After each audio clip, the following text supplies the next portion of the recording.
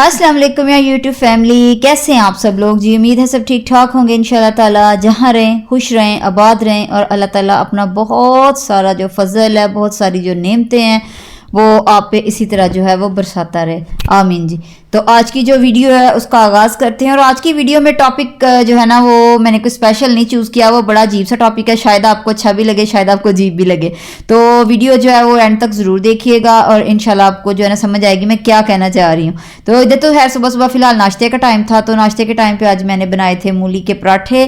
तो अभी जो फुल सीज़न मतलब कि नहीं स्टार्ट हुआ, जो मूली और गाजर है वो आ तो रही है लेकिन उसमें वो वाला जायका नहीं है अभी।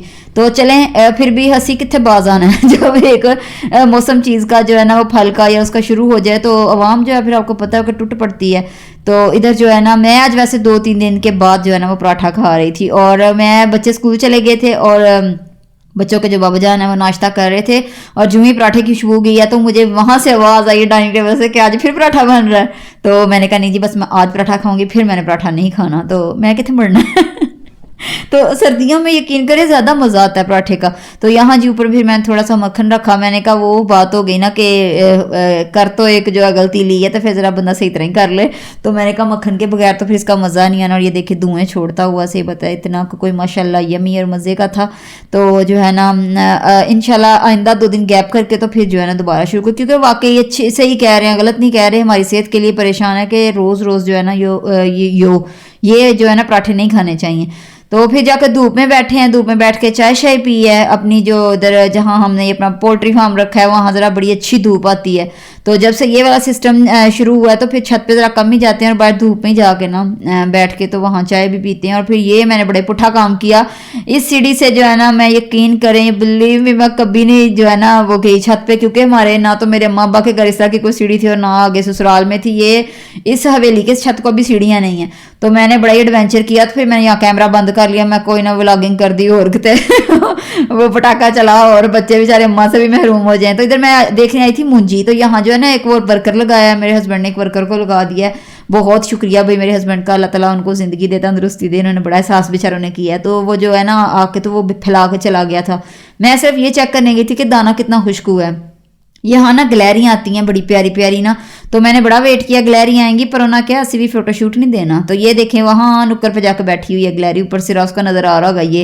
तो मैंने बड़ी कोशिश की ये नीचे आ जाए बंदरी, लेकिन नहीं भाई, उसने कहा कि एवं फ्रिज तो नहीं ना तुम साड़ी वीडियो बना सकते। तो उसने भी पूरा वही एटीट्यूड दिखाया है। तो फिर मैं जो है आई हूँ जब घर वापस, तो फिर घर के वही रोज़मर्रा के काम थे, सफाइयाँ वगैरह थी वो की हैं। तो झाड़ू शाड़ू जो है ना वो लान, आज मैंने वो गैराज जो है कारपोर्ट वॉश नहीं किया था, तो मैंने कहा नहीं आज वॉश नहीं करती, आज मैं ना ऐसे ही थोड़ा सा झाड़ू कर देती हूँ, क्योंकि ये कल अभी वॉश किया था तो साफ़ ही था तकरीबन ना। तो आज जो टॉपिक था जी वो टॉपिक की तरफ अब मैं आती हूँ। आज का टॉपिक है कि सादा सा खाना भी आप अगर बड़े अच्छे तरीके से प्रेजेंट करें तो यकीन करें आप अपने गेस्ट को भी और ख़ुद को भी बड़ा ही आप इम्प्रेस कर सकते हैं। ये एक सादी सी चार्ट है, कुछ इसमें एक्स्ट्रा नहीं है, कुछ इसमें अनोखा नहीं है, कोई नई चीज़ नहीं। लेकिन ये बर्तन मिट्टी के जो है ना इसमें मैंने ये सर्विंग लगाई थी और ये वीडियोस मैंने सिर्फ इसलिए क्लिप शामिल की हैं कि आपको मैं बताऊं, जो जिनको पता है वो तो बहुत जो है ना इंटेलिजेंट है, अल्लाह ताला उनको सेहत ज़िंदगी दे। जो बिगनर्स बच्ची हैं अभी जिनको अभी इतना नहीं प्रेजेंट करने का पता, उनमें मेरी बेटी भी शामिल है। तो ये उनके लिए सारा होता है कि उनको भी पता चले कि आप एक आम सी चीज़ को कैसे अच्छा करके आप प्रेजेंट कर सकते हो। तो ये जी गोलगप्पे थे और गोलगप्पों को मैंने इस तरह मिट्टी की छोटी छोटी जो होती हैं ना वो हांडियाँ सी कुजियाँ सी, उनमें मैंने जो उसका पानी है खट्टा पानी वो डाल के सर्व किया। साथ ही छोटी छोटी सी गिलासियाँ सी बनी हुई हैं, तो पता ही होगा सबको, ये रखी और इन पे एक एक गोलगप्पा सेट किया। ठीक है, मैं कभी इस तरह की चीज़ें मसाला चैनल या इस तरह की जगहों पे देखा करती थी, मैं कहती पता नहीं कितने ये जीनियस लोग होते हैं, लेकिन ये नहीं था पता कि जब हम इस तरह ये चीज़ें खुद खरीद के घर में ले आते हैं या इस तरह हम खुद प्रेजेंट करते हैं तो फिर पता चलता है ये कोई बहुत बड़ा काम नहीं था, कोई अनोखी चीज़ नहीं थी, ये बहुत सिंपल है। तो आगे जैसे ये मैं चाय के लिए चीज़ें तैयार कर रही थी, तो इनको डिफरेंट बर्तनों में इस तरह आप रैपिंग वगैरह करके इनको जो है ना प्रेजेंट किया करें। इधर मैंने डिनर का एक एहतमाम एक दफ़ा किया था, उसमें मैंने ये देखे इस तरह जो है ना बर्तन चेंज किए, मतलब कि क्रॉकरी हमेशा मेलामाइन का एक ही सेट ना घसाते जाएं और कोशिश करें कि बर्तनों के ज़्यादातर कलर वाइट हों। और जब आप बड़े ही तंग आ जाएं वाइट देख देख के, फिर इस तरह चेंजिंग लाएं, कभी मिट्टी के बर्तनों में सर्व कर दिया, कभी एक थीम होता है ना, थीम के मुताबिक चलें। यकीन करें जैसे यहाँ मैंने ब्लू ग्लास इसके साथ कंट्रास्ट किए, मिट्टी के जो बर्तन थे इनके साथ मैंने ग्लास भी सेम नहीं रखे, ब्लू किए, ताकि ये थोड़ा सा कंट्रास्ट और देखने में जो है ना अच्छा लगे। नीचे जो मैट बिछाया वो रेड टोन में बिछाया। फ्लावर जो थे वो भी मैंने फिर मैट के अकॉर्डिंग जो है ना वो चूज़ किए, जो मैंने 7 फ्लावर रखे हुए हैं। तो इतने में जो आम सा खाना है, इवन कि ये आम सी हांडी है जो मतलब कि हर घर में इसी तरह सालन पकता है। जो ये मटन था इसकी मैंने कढ़ाई बनाई हुई थी और ये देखिए इसमें प्रेजेंट किया तो देखने में लग रहा है पता नहीं कितना कोई लग्जरी सारा कुछ किया हुआ, लेकिन कुछ लग्जरी नहीं है, वही रूटीन का खाना है, रूटीन का सारा कुछ है। ये जो मैंने घर में इस तरह के फ्लावर है ना, फ्लावर प्लांट छोटे छोटे ये जो उगाए हुए हैं, या इन पे फूल खिलते हैं, कभी 3 कभी 4 को, बहुत लदे फदे नहीं होते।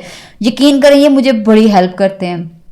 एक दफ़ा इस तरह हमारे घर गेस्ट आए थे, मैंने कश्मीरी चाय बनाई, क्योंकि उसका कहवा आपको पता है वो ऑलरेडी रेडी करके रखा हुआ होता है, मैंने भी रेडी करके रखा हुआ था। तो फिर साथ मैंने पत्तियां गुलाब की ना, मतलब कि वो जो ट्रे थी उसमें लगा के सारा, तो वो बड़े खूबसूरत लगता है और बड़ा यूनिक लगता है। तो ये बस आपको बताने और समझाने का मकसद ये था। तो आज का टॉपिक भी ये था कि आप सादी सी चीज़ को भी थोड़ा सा, बहुत ज़्यादा उसके लिए लग्जरी बर्तनों की ज़रूरत नहीं होती, लेकिन उसको प्रेजेंट करने का एक तरीका होता है, ठीक है ना।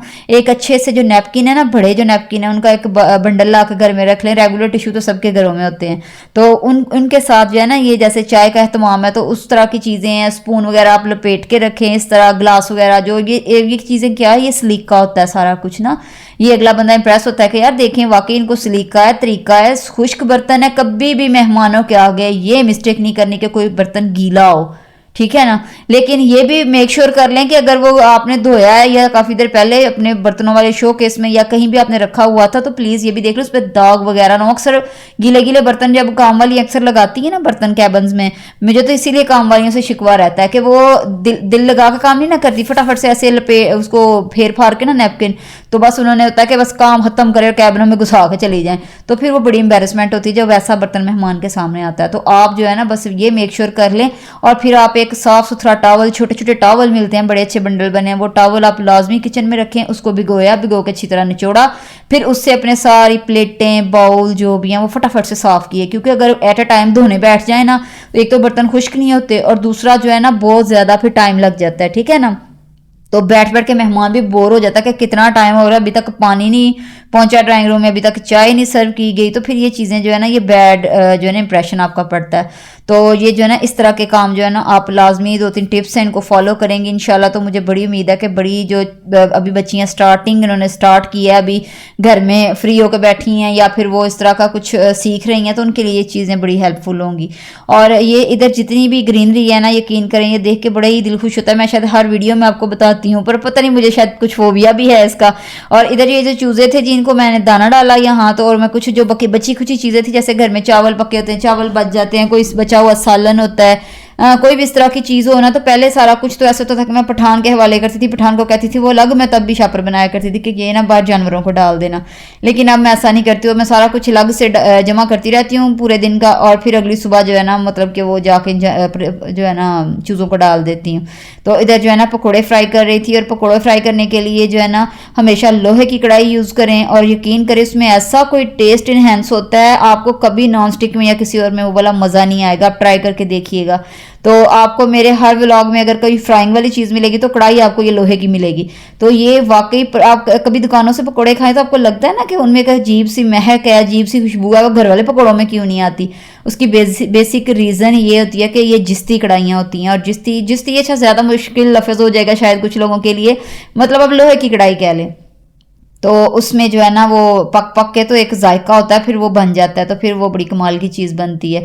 और जैसे मैं कभी देसी मुर्ग का या मटन का वो बनाऊँ ना कढ़ाई गोश्त वगैरह, तो वो भी मैं इसी कढ़ाई में बनाती हूँ कि इससे जायका जो है ना वो डबल होके आता है। तो यहाँ जी इस तरह मैं अब ये पकौड़े देखे मैंने एक सिंपल सी प्लेट में निकाले हैं, लेकिन जब ये मैं प्रेजेंट करूँगी फिर मैं ऐसे नहीं करूँगी, फिर मैं इसको जो है ना बड़े अच्छे से उसमें सर्विंग जो है वो वाला टोकरियाँ उसमें निकाल के और इसके सेंटर में केचप वगैरह रख के, तो इस तरह जो है ना मैं एनहेंस करूँ प्रेजेंट करूँगी उसको।